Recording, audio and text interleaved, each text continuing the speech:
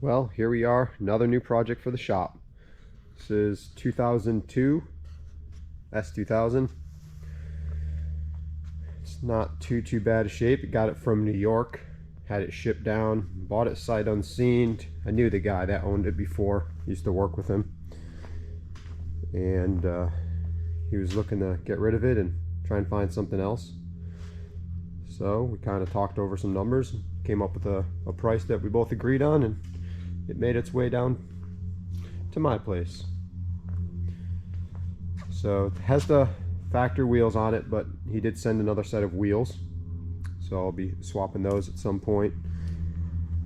I don't know who makes this body kit. It looks like a Veilside or a Veilside knockoff. I'm not sure. I'm hoping it's a knockoff because the fiberglass fitment is not that good.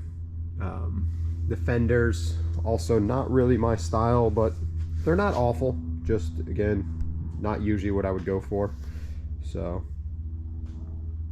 the rear wide body actually looks fairly decent.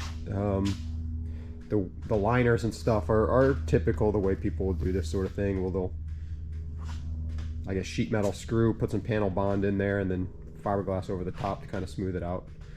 Of course, this car has been wrapped, so we can't see the paint that was done, but looks like it was done fairly well. It was jammed. All the doors look okay, and the rear all looks to be pretty well done. But right now it's got this matte gray wrap on it, hard top. You can see some of the color in here. So this was all done under the trunk. All that was all done, but it's been pretty much gutted. There are some spare parts here and there. It's got the battery located to the back. But there's the exhaust. It's got a full exhaust on it. I think it might be 3-inch. Not too sure. I haven't had it up on the lift yet, but headlights and taillights are in pretty good shape. Hardtop is pretty decent. There's some fitment issues with it. I don't know. I guess it's like a Mugen knockoff, but it's really not too bad. It's going to need a little bit of finesse work, and it needs the seal to be either replaced or removed and sort of redone, but take care of all that. That's minor details compared to the rest of the bodywork. So now kind of see what we're going to be working with. There are some new brakes that are going to be coming. Brakes were a little funky the way they were redone, but that's okay. So that's the outside. Let's look on the inside. See, again, it's been repainted. The door jambs were all done and whatnot. Interior panel, not too bad. The whole car pretty much has been wrapped with this Dynamat or Dynamat knockoff. I'm not sure what it is. Seats are in great shape. They're not bolted down right now, but I looked that up, so I should be able to find the bolts. Center console's not in right now, but there's a lot of parts back there that I just kind of got to go through. The other door panel's not too bad. Dash isn't too bad. It's got some pillar gauge. It's got a wideband AFR. It has a GPS speedo. It's got fuel level, and then just some other things in here. I'm not sure what was here or on the other side, but let's sit in here and kind of show you what we got. So this has been sort of modified a little bit. You see we got some Scotch clips in here. Shifter feels a little decent. There's no side-to-side spring, so I don't know what shift assembly this is. It is a T56 trans, so maybe I could just change out that shifter, but that's low on the priorities. Dash looks good. The radio panel has this sort of switch bezel that's been installed probably when the kit was done at some point. But if I key on, it does have a digital dash, but flip on this one right here, ignition, all that turns on, dashboard turns on, gauges, all this fanciness. But yeah, luckily all this stuff still works. AC obviously doesn't work, recirc does. The blend doors sound like they're turning and moving when I do this, so all of that is pretty good. Pretty happy about that. no carpets on either side. But yeah, otherwise it's not too bad looking so far. These things actually work. Probably should turn those on to get a little more light in here when I'm doing this, if they help at all. But overall, there's a lot of good. Now, the bad. When I got it, it wasn't running. Fortunately, that was not a major deal. I pulled the computer out, got the diagrams up on the TV, went through every injector, every cam, every crank, you know, every coil, everything, MAF, IAT, coolant temp, and everything was wired correctly except for the odd bank of coils. So I flipped those around and she started right up. So I got really lucky there, because I bought it thinking I'd probably have to change the engine out, and that was not the case. So that was step number one, major win. Now, step number two, the wiring. You might have already got a sneak peek, but we got a lot of Scotch clips and some things here. Now, the headlights are wired here, so I got to figure out how to wire those back in. And there's no turn signals that work from here. The horn doesn't work from here, but this is a quick release, so pretty neat. But I'll rewire the horn. The fans and the fuel pump coming through here, so I want to rewire those back to the PCM, because now whenever the key is on, the fuel pump is running, which I prefer just to have it going to the PCM. So that's some simple stuff until we look here, and I don't know if this is gonna come out, but yes, wiring needs to be redone. But yeah, I'll just leave it at that for now. But I'm pretty good at that. And then maybe I'll see if I could find another Honda panel for this year and just replace that to get rid of the switch panel. I think maybe the start button went here. I've never owned a Honda. I don't know anything about Hondas. It's kind of why I got this. It's going to be a fun learning experience. But if I get the factory start button to go there, maybe, so I don't have to keep this. But I'll see when I get to that point. For now, this works. Ignition works. All that is good. So I'm not going to mess with it. Let's move over to here. Oh, you're going to need a light for this one. Yep. One moment here. Okay, let's see if this shines some light on our situation. I don't know what's going on. A lot of this is obviously not factory wiring. Some stuff running to the back here.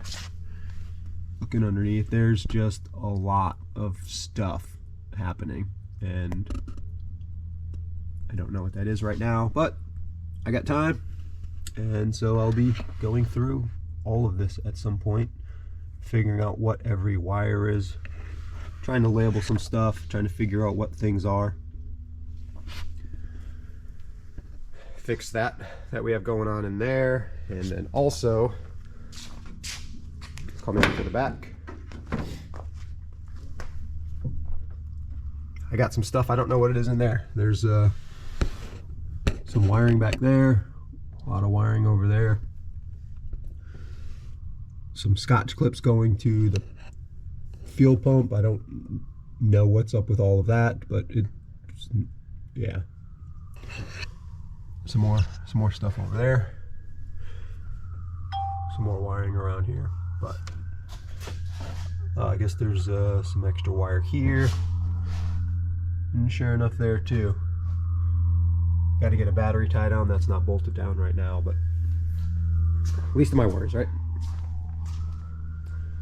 So now, the meat and the potatoes, as they say. Let's see what we got here. Yep, there it is. That's part of the reason this thing ended up coming home with me. This is a 5.3 out of a 2002 Silverado. I do believe that's what the tune says on it. I got the HP tuners that was on the car, married to the ECU or whatever you call it.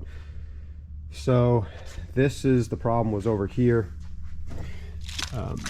these coil packs, these were all wired wrong. This was all tucked in much nicer when I got it. I took the whole harness off the whole engine and started pinning everything out. So I got to go back and tuck all this in and do some cleanup. This harness is a universal harness, pretty generic. You can buy it online, a number of places, or Amazon, eBay, that kind of thing. So it's a swap harness. It's not too bad. It's pretty good. There were a few things they do universal. So this has a 5-wire mass airflow sensor. They also wire the 3 and the 2 in case you got separate air intake and MAF sensors. These are all just spliced in right here. I'll probably cut all of that. I'll probably cut all of that out of the harness. It has the EV1 style injectors. The car has the EV6 style. So again, probably cut these off and repin them for the correct injector so I can get rid of those adapters. Can't see, but there's some, these are starter wires down here. They're just kind of dangling for the solenoid, so I'll have to get underneath and wrap those, kind of get that off the header. Spark plugs, I'm not sure if you could see, they probably need a little bit of, they might be okay.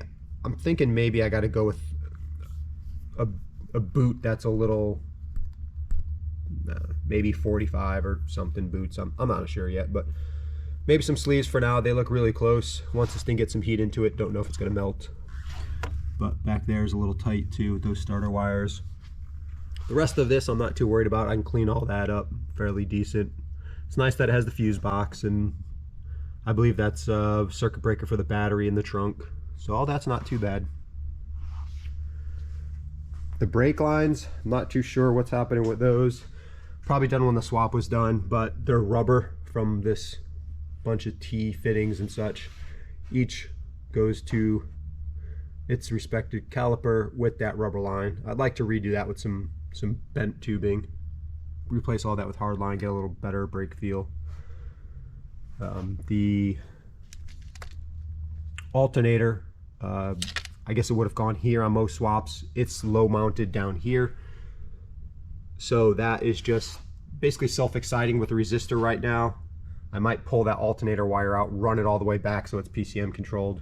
It's throwing a code right now for that on the alternator, but alternator works. It's just, it's not done through the PCM. PCM can't see it. That's okay for now. This 90 degree right here, that is hitting the hood when the hood is closing. So the hood will close, it's just a little tight. So I'll go through and clean all that up. Wiring, otherwise not too bad. In the engine bay, engine sounds pretty good. I don't know if it's cammed or not, but it sure as heck sounds like it. So now that it's running, get some heat into it, check it all out, make sure everything's running good. I don't know if it has O2 sensors. The wideband is obviously there, but I don't know if the PCM has what it needs. Another thing I noticed with regards to wiring, if you guys can see in here, oh yeah, we got some clips in there.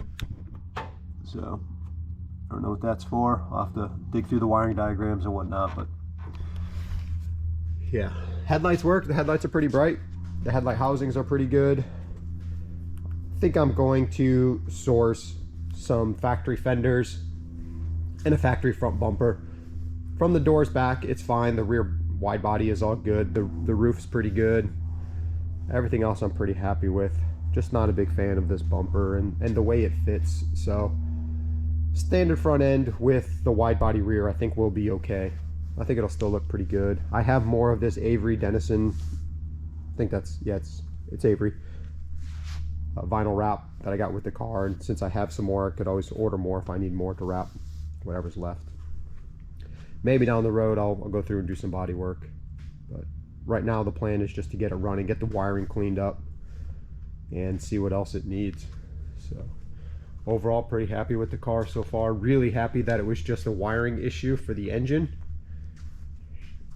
and probably start it up in a little bit, get a little bit of heat into it, and hear how she sounds. Stay tuned for some more.